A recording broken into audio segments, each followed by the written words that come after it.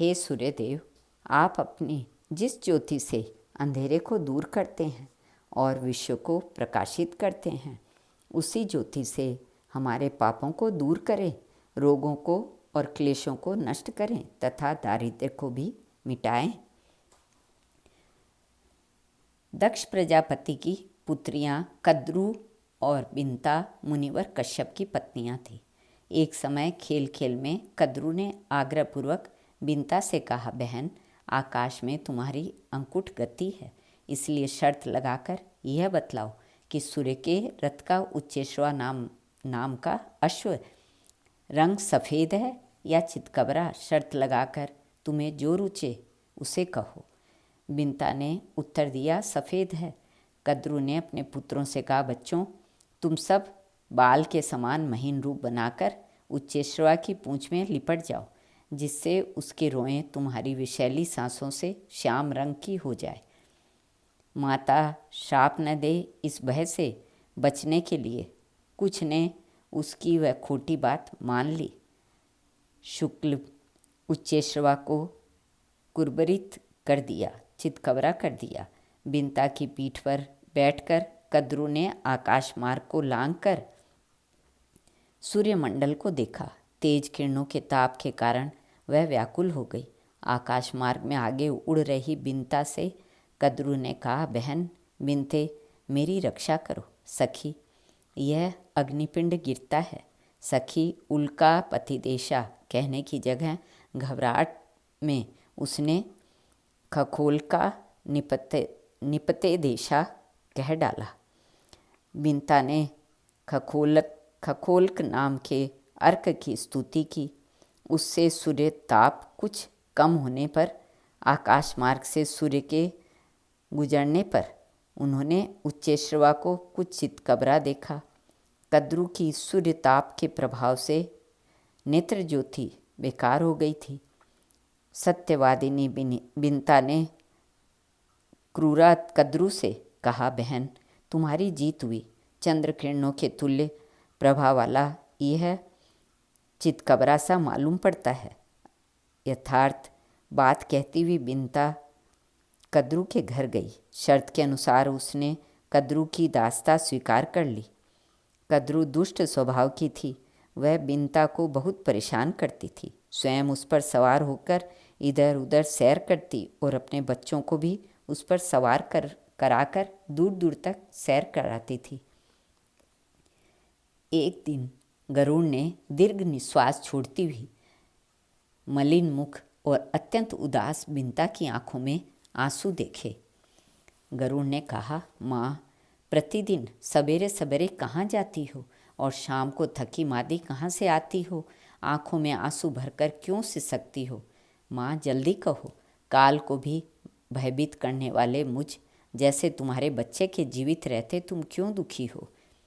पुत्र की ऐसी मार्मिक वाणी सुनकर बिंता ने कद्रू द्वारा की जाती हुई परेशानी और उसकी दासी होने का अपना सारा वृत्तांत गरुड़ को सुना दिया। उक्त वृत्तांत को सुनकर गरुड़ ने कहा, माँ, तुम उन दुष्टों के पास जाकर कहो जो अत्यंत दुर्लभ हो और जिससे तुम्हें अत्यंत अभिरुचि हो, वह वस्तु दासित्व से छुटकारे के लिए मांगो, वह मैं तुम्हें देती हूँ। बिंता ने जाकर सर्पों से उक्त बात कही। सर्प उसे सुनकर बड़े खुश हुए। उन्होंने आपस में विचार कर बिंता से कहा, माता के श्राप से विमुक्त के लिए यदि हमें अमृत दोगी तो तुम्हारी इच्छा पूरी होगी, अन्यथा तुम दासी हो ही। बिंता ने सर्पों की मांग स्वीकार कर ली और कद्रू के पास गई। उससे विदा लेकर वह शीघ्र गरुड़ के निकट आई। गरुड़ को प्रसन्नचित देखकर उससे सारा हाल कहा।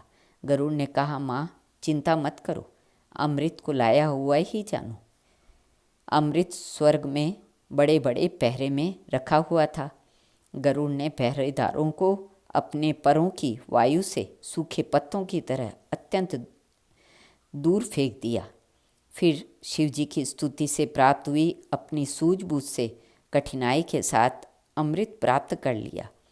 अमृत कलश लेकर वे वहाँ से निकले, शोर मचाते हुए देवताओं ने भगवान विष्णु से निवेदन किया। भगवान ने त्वरा के साथ गरुड़ का पीछा किया। दोनों में खूब युद्ध हुआ। गरुड़ की बलवत्ता से भगवान बहुत प्रसन्न हुए। उन्होंने कहा, वीर, सर्पों को अमृत दिखाकर माता को दास्ता से छुड़ा लो। सर्पों के साथ ऐसा कौशल करो जिससे वे शीघ्र सुधापान न कर सके एवं अमृत देवताओं को मिल जाए। तथास्तु कहकर गरुड़ वहाँ से निकले। उन्होंने माँ को दास्ता से मुक्त कर सर्पों के सामने अमृत महान कमंडलों में रख दिया। वे जब अमृत पान के लिए प्रस्तुत हुए तब गरुड़ ने कहा, सर्पवृंद, इस पवित्र सुधा का पान पवित्र होकर करना चाहिए। यदि स्नान किए बिना इसका स्पर्श करोगे तो देवताओं द्वारा सुरक्षित यह सुधा गायब हो जाएगा। वे सब सर्प अपनी माता के साथ स्नान करने के लिए गए और इधर भगवान विष्णु ने अमृत कलश देवताओं को दे दिया। दास्ता से मुक्त हुई विंता ने गरुड़ से कहा, वत्स, मैं अब दास्ता रूपी पाप की निवृत्ति के लिए पाप राशि विनाशिनी काशी जाऊंगी, इसलिए कि प्राणियों में तभी तक नाना जन्मों के अर्जित पाप बलिष्ठ रहते हैं जब तक काशी का स्मरण और दर्शन नहीं किया जाता। माँ का कथन सुनकर गरुड़ ने भी नमस्कार पूर्वक माँ से कहा, माँ, मैं भी शिवार्चित काशी के दर्शनार्थ तुम्हारे साथ चलूँगा। दोनों क्षण भर में मोक्षदायिनी काशी पहुँचे। दोनों ने कठोर तपस्या की। विंता ने खखोल्क नामक आदित्य की स्थापना की और गरुड़ ने सांभ वलिंक की स्थापना की। उन दोनों की उग्र तथा श्रद्धा भक्ति युक्त तपस्या से शंकर और भास्कर दोनों प्रसन्न हो गए। शिवजी की ही अन्य मूर्ति रूप खखोल्क नामक भास्कर की तपस्या करती हुई विंता को देखकर शिव ने ज्ञानपूर्ण पाप संहारी वर प्रदान किया।